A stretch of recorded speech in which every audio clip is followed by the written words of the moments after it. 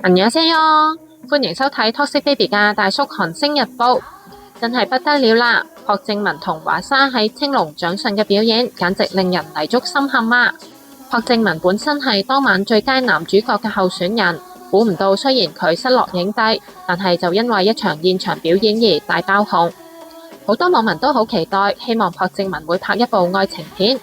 不過喺未有消息之前，可以先睇下佢同華莎嘅 MV， 同樣係心動直爆燈㗎。首歌 Good Goodbye 嘅 MV 入面，主要有兩個場景，一個係喺沙灘，係兩個人親密嘅互動；另一個場景就係喺山上面，兩個人着住結婚禮服，但係就分緊手。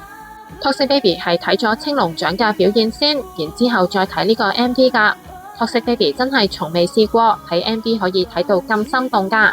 特別係喺沙灘嘅場景，朴正文攞住紅色嘅涼鞋行喺華莎身後，又攞住攝錄機影住華莎，然後佢哋坐喺梳化，華莎瞓喺朴正文嘅腳上面，朴正文就輕掃佢嘅頭髮，仲有呢首歌嘅招牌拜拜動作，一睇就諗起青龍獎嘅畫面啦。而 MV 另一個場景就係佢哋着住禮服分手，同樣有佢哋企埋一齊跳舞。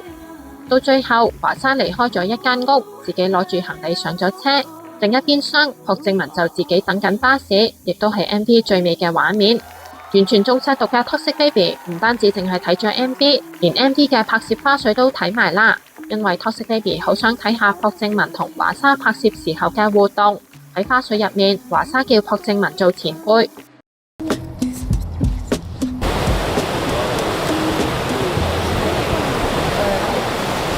佢話淨係望住朴正文咋，就有一種可以學到嘢嘅感覺。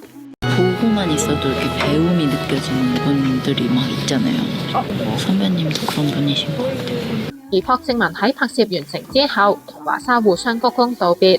朴正文仲講咗一句再聯絡。